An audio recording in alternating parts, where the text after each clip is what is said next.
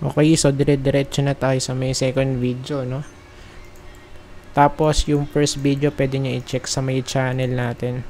Okay, about trending naman yun. Trending stocks. Ayan, sa PSE. So, let's start with SEC. Same pa din tayo ng list. Hindi natin babaguhin yun. And, IC kanina, etong si SEC is trending. So, maybe merong good news about this. Okay. Then, kung makikita natin, nag-breakout, right, sa may trend line. So, yun nga lang, ang main problem natin for this one is still nasa resistance. Okay, so it means, ano pa rin to, kumbaga, retest pa lang halos. Okay. Then, overall, since naka-daily chart tayo, so, overall, maganda yung close. Okay. And pagka nag-breakout to sa next week, so maybe pwede na tayo mag-retest dito, no, sa May 36 as soon as possible. So pwede sa September. Maybe kasi ano yun 4 candlestick din yun, ano? So pwedeng may yung 36 na yan kung magbe-breakout. So dito guys, crossover. Okay, kaya I think pwedeng masustain yung rally niyan even though na still nasa resistance siya ngayon. Okay. Goods. Ayan. So, goods for me. So, yun nga lang. Kailangan natin ng confirmation yung breakout. No? Okay, para mas maganda yung ano, yung chance na talagang magre-retest sa 36. No? Ayan.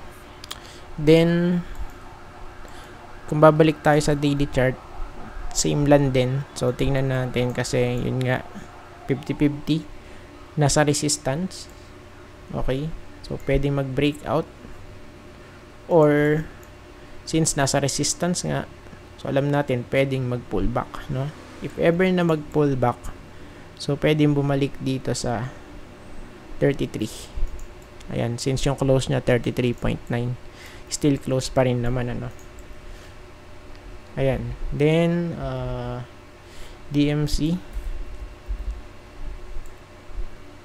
So, check natin DMC, guys.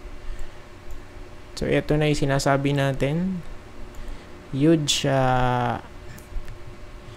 candlestick sa weekly chart.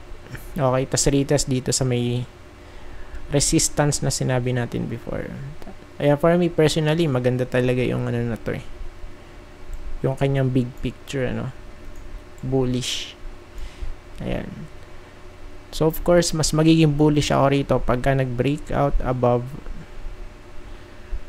So, at least 12.9 above, ano. Ayan. So, let's see, guys, for this one. Good siya. Meron pa tong upside kasi hindi pa siya overbought sa weekly. So, yun nga lang, nasa resistance siya ngayon. Okay? So, pagka pinagbasehan natin yung daily chart, hindi pa din naman overbought. So, pwede pa to, no? Just in case na mag-breakout, ang possible next target, so, at least ma-hit yung 12.7, ano? Ayan. So, yun na yung pinaka, kumbaga, exciting na part for DMC based dito sa daily chart. Yung retest niya dito sa next green box, no? Then, LTG.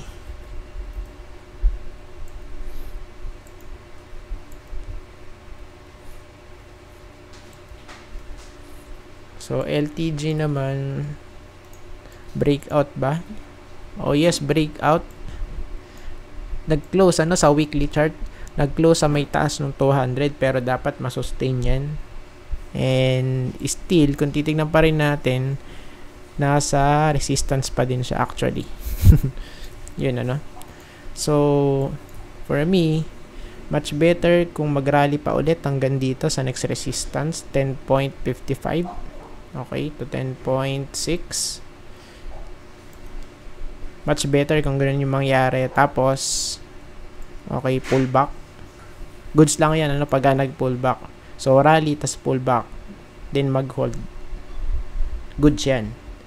And kasi ang ano natin dito, ang major concern natin, baka bumalik sa baba. Okay, pagka hindi nag-rally dito. No? Ayan. So, mas safe yun. For me, yung ganong setup, no? Ayan, kasi pag hindi nag-ano yan, yari tayo dyan, ano. So, yung worst case naman, if ever lang, ano, kung hindi makakapanik yan, so pwede tayong bumalik. So, at least dito sa 10.06. Ayan. So, ito guys, yung ating immediate support for LTG. Okay. Yung area na to. Ayan. Next, TEL. Check natin TEL. PLDT. So, ito naman, kabaligtaran nung, ano, no? Nung tatlong nauna, pabagsak naman to. Ay, pabagsak. May chance pa rin to, guys, na, ano, mag-touch dito sa may, ano natin, next support. Ayan. Malapit dun sa 200-day moving average. Since, eto, o, diba, crossover yan. Bearish crossover sa weekly chart. Ayan, kaya sinabi kong pwede, no? May chance na mag-retest dun, guys. Ayan. So, dito naman sa daily chart, kung mag-hold naman siya sa next week, so, of course, pwede pa rin tayong, ano, mag-bounce since nasa support nga eh. No? Okay. Ayan, support. Okay, then since meron tayo ditong gap down, pwedeng ma-fill dyan pagka nag-bounce to, no? Pagka nag-hold, okay, tas nag-bounce, so pwedeng ma-fill yung area na to. Ayan, kasi meron tayo ditong gap down, no? Ayan. Then, next, ALI.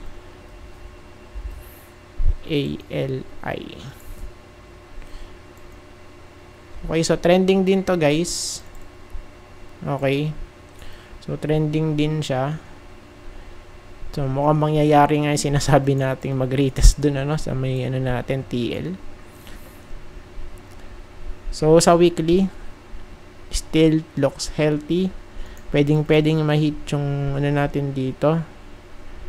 Yung target natin na 36, no? 36.2 and 36. Basta malapit sa trend line. Pwede yan, no? Tapos, same pa din, still ano to, no? A retest. So, for me, in my opinion, much better mag-touch, okay, tas pull back, then mag-hold, then push. Ayan.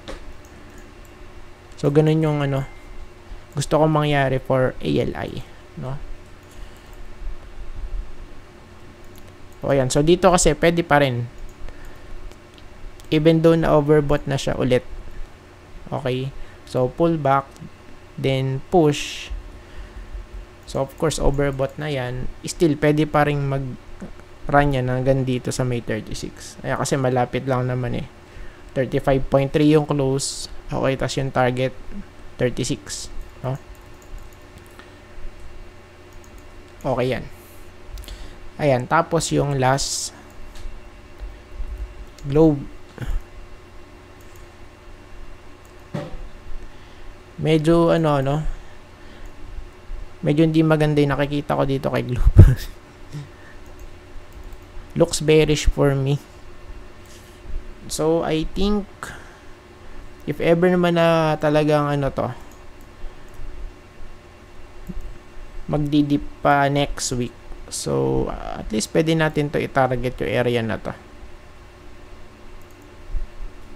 Or hanggang dito, ano, sa may 200-day moving average. Okay, para ma-hit yung 200, 2122 ang kailangan natin na price. Ayan, pero in terms of sa horizontal support, 2147 or let's say 2150, no?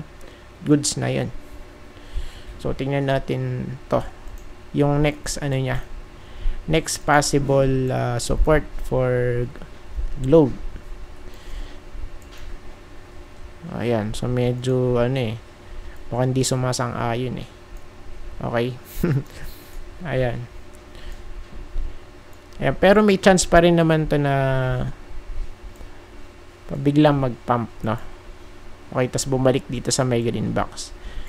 Pero just in case lang, so ang pwedeng maging bearish case for Globe, so malaglag na ganyan, then mag-retest, pagka hindi nakabalik sa taas, so sa malamang, it's either mag-retest sa support or mag-reheat ng lower low. It's either dito sa 2.1 or dito sa 2.1, ano ba to? 265, no? Ayan. So, dalawang scenario natin pagka hindi nga nakabalik, no? Yung price sa loob ng green box. Ayan. So, that's all. And maraming salamat po sa panonood. See you po sa next video. Bye-bye and God bless.